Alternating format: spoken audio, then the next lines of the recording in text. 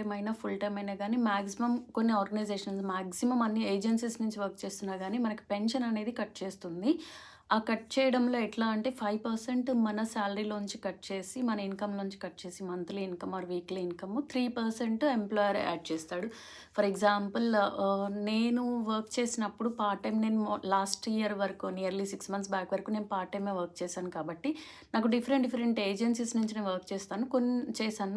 కొన్ని ఏజెన్సీస్‌లో అట్లనే నాకు గూడా పీఎఫ్ ఉంటే దాన్ని నేను ఆప్ట్ ఔట్ చేసుకున్నాను. ఎందుకంటే డిఫరెంట్ ఏజెన్సీస్ నుంచి చేస్తాం. పార్ట్ టైమ్ జాబ్స్ అంటే స్టూడెంట్స్, ఇంటర్నేషనల్ స్టూడెంట్స్ కాబట్టి అక్కడక్కడ ఒక్కొక్క అకౌంట్ ఓపెన్ చేస్తూ ఉంటే మనకు గుర్తుండొచ్చు, గుర్తుండకపోవచ్చు కదా! అని నేను ఫస్ట్ వీక్‌లోనే ఎప్పుడైతే ఏజెన్సీని స్టార్ట్ చేశానో అదే ఆప్ట్ ఔట్ చేసుకునేదాన్ని. కానీ మా హస్బెండ్ డిపెండెంట్ కాబట్టి తనకి ఫుల్ టైమ్ వర్క్ ఉంటుంది కాబట్టి తనకి నేను ఆప్ట్ ఔట్ మేము చేయలేదు.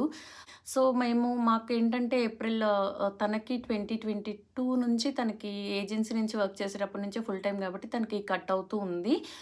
తర్వాత ఫుల్ టైమ్ జాబ్ ఏదైతే పర్మనెంట్‌గా ఒక దానిలో జాయిన్ అయిపోయారో, అప్పటినుంచి వాళ్ళు కంటిన్యూయస్‌గా మంత్లీ 5% వాళ్ళివ్వడం, మన దానిలోంచి 5% వాళ్ళ దానిలోంచి 3% వాళ్ళు 3% యాడ్ చేస్తారు. మొత్తం ఫర్ ఎగ్జాంపుల్ మంత్లీ £100 తనవి కట్ అయితే, £100 అంటే ఇండియన్ అమౌంట్‌లో 10,000 రూపీస్ మనకి కట్ అవుతాయి. వాళ్ళొచ్చేసి మనకి 3% యాడ్ చేస్తారు. వాళ్ళు 8,000 యాడ్ చేస్తారు. మొత్తం ఈ £180 అనేది తనకి పెన్షన్ అకౌంట్‌లోకి వెళ్ళిపోతుంది. దాని గురించి మాట్లాడదాం అనుకుంటున్నాను. అదేంటి అంటే అది చాలా ప్రాసెస్ అనేది బావుందండి.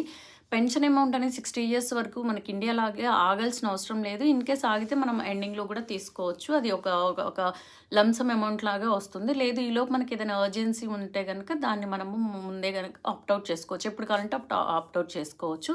దానికి మేమేం చేసామంటే తనకి ఇప్పుడు మనకి డిఫరెంట్ ఉంటాయి. నెస్ట్ పెన్షన్ ఉంటుంది. స్మార్ట్ పెన్షన్ అని అట్లా డిఫరెంట్ ఉంటాయి. తనకి ఇప్పుడు రీసెంట్‌గా ఉన్న దానిలోంచి నెస్ట్ పెన్షన్ దానిలోంచి తనకి ప్రతి మంత్ యాడ్ అవుతూ ఉన్నాయి.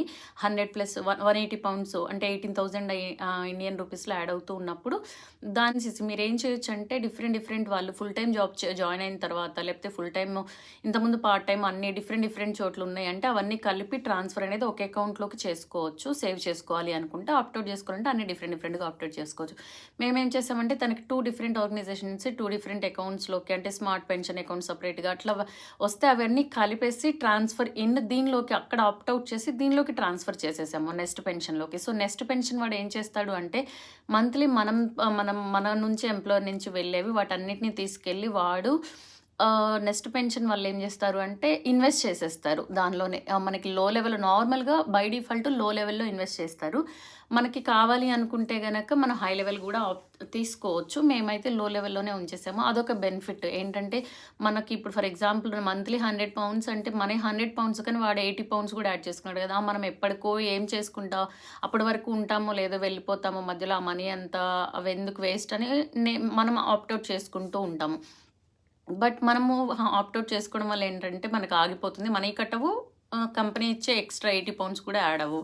సో, మంత్లీ మనం £80 అంటే ఇప్పుడు మా హస్బెండ్‌కి నియర్లీ మేము £1,000 కడితే వాళ్ళు £800 మీన్స్ 1,00,000 మేము కడితే ఫర్ ఎగ్జాంపుల్ వాళ్ళు ఒక నియర్లీ 1,00,000 వరకు కట్టారు. 2 కలిపి ఇన్వెస్ట్ చేస్తే అవి మంచిగా ఇప్పుడు నేను ఇక్కడ మీకు స్క్రీన్‌షాట్ గూడా పెడతాను. యాడ్ చేస్తాను వీడియో పెట్టేటప్పుడు. 2,700 అయిపోయినాయి. అంటే 2,70,000 1 ఇయర్‌లో. 1 ఇయర్, 2 మంత్స్, 3 మంత్స్ అంతే.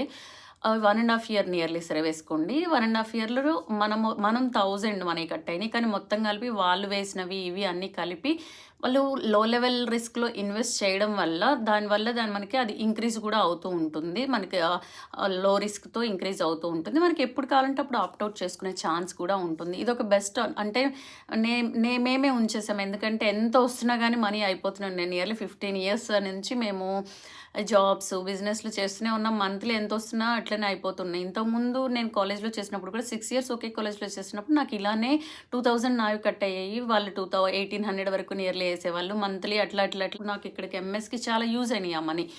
ఆ మొత్తం కలిపి 2-3 లాక్స్ వరకు అయితే ఆ 2-3 లాక్స్ నేను ఆప్ట్ ఔట్ చేసుకొని వచ్చేటప్పుడు నేను ఫీజు కట్టుకోవడానికి ఇక్కడ వాటికి నా వీసా ఖర్చులకి వాటికి యూజ్ చేసుకున్నాం మేము.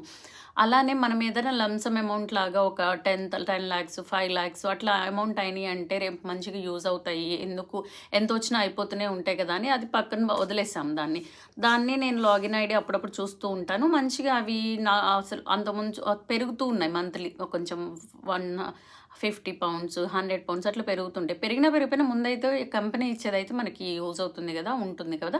సో, మనము డబుల్ అవుతుంది. మీకిదంతా తెలిసే ఉంటుంది గదా! నెక్స్ట్ పెన్షన్ వీటిలోంచి మనం ఫుల్ టైమ్ వర్కర్స్ ఎవరైనా వర్క్ చేస్తుంటే గనక మీరెప్పుడు ఆప్ట్ ఔట్ చేసుకోవాలంటే ఎప్పుడు ఫైనాన్షియల్ అంటే గనక అప్పుడు మనం ఆప్ట్ ఔట్ కూడా చేసుకోవచ్చు. అన్నిటిని ట్రాన్స్‌ఫర్ ఇన్ అనేది లాగిన్స్ అయ్యి ఒకే దానిలోకి గూడా మనం తీసుకొచ్చుకోవచ్చు. ఆ ప్రాసెస్ అంతా గనక మీకేమైనా డౌట్ ఉంటే కామెంట్ సెక్షన్‌లో మెన్షన్ చేయండి. నేను దానికి ఎక్స్‌ప్లెయిన్ చేసి ఒక చిన్న వీడియో కొంచెం షేర్ స్క్రీన్ చేసి చేద్దామన్నా గానీ ఒకసారి చూస్తాను దాని గురించి. ఇదొక మంచిగా ఒక ఇప్పుడు నేను జాయిన్ అయిన కంపెనీలో ఏంటంటే నాకింకా పెన్షన్ దానిలో లేదు. కాబట్టి నేను పెట్టుకోలేదు. నాకు గనక నెక్స్ట్ ఏమైనా జాయిన్ అయిన జాబ్‌లో గనక కంపెనీలో ఉంటే ఇప్పుడు ఫుల్ టైమ్ జాబ్ జాయిన్ అయిన దానిలో లేదు.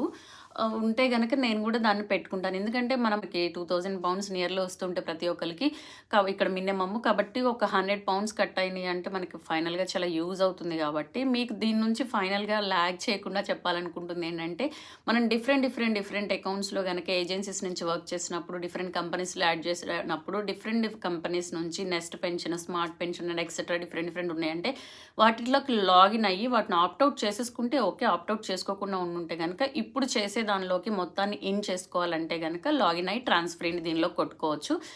దానిలో డీటెయిల్స్ అంతా మనము లాగిన్ అయితే అక్కడే ఉంటాయి అంతా.